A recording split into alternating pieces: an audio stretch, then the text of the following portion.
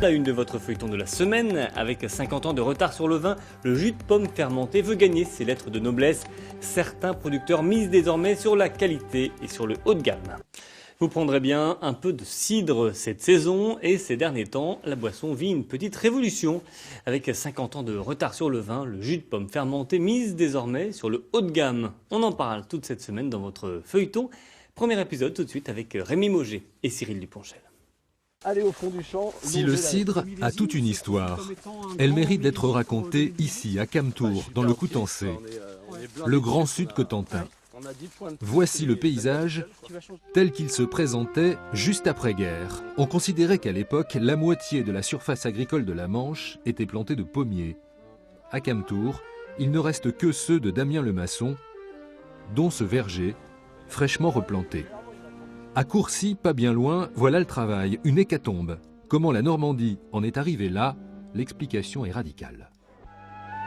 Plusieurs dizaines de millions de pommiers à cidre partent aujourd'hui les départements de l'Ouest d'un magnifique manteau fleuri. Et cependant, la production de ces fruits de médiocre qualité est telle qu'ils valent à peine le prix du ramassage. L'alambic en est bien souvent le seul débouché et il contribue ainsi à un alcoolisme rural générateur de misère et de maladies.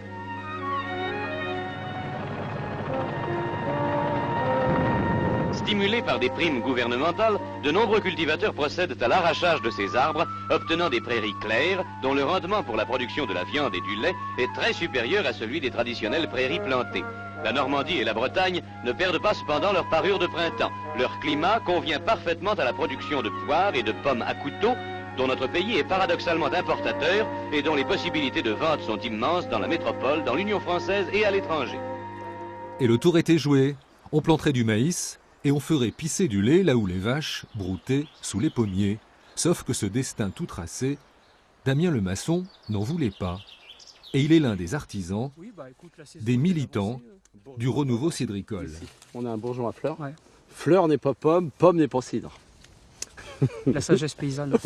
On sait qu'on aura une fleur pour l'instant.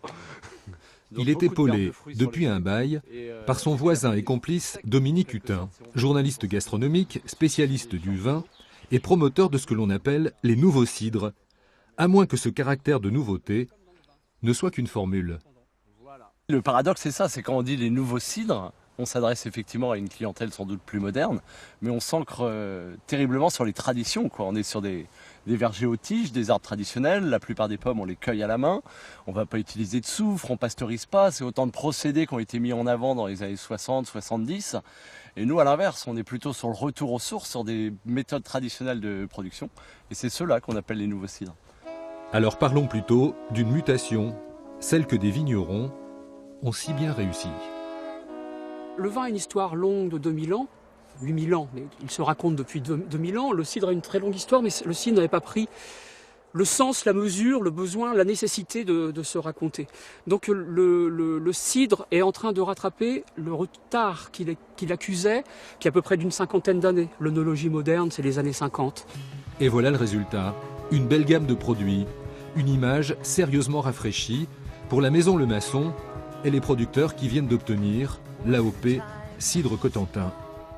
Je reçois quasiment une fois par jour une demande d'un restaurateur qui s'enquiert de savoir si oui, il y a des producteurs qui seraient à même de distribuer, de produire avec des produits de qualité, etc., qui me demandent de construire des cartes.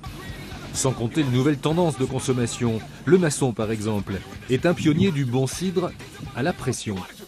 Que ça soit dans un bar ou que ça soit sur un festival, les gens ils veulent juste un verre, quoi. Et le cidre à la pression permet d'offrir ça. En plus, c'est un débit très rapide avec un produit frais, pétillant. Donc autant de vertus qui répondent à l'attente du moment, quoi. Et c'est ainsi qu'il vend désormais la moitié de sa production. Pour un cidriculteur qui ne se veut pas révolutionnaire, ça fait quand même du bruit et des bulles.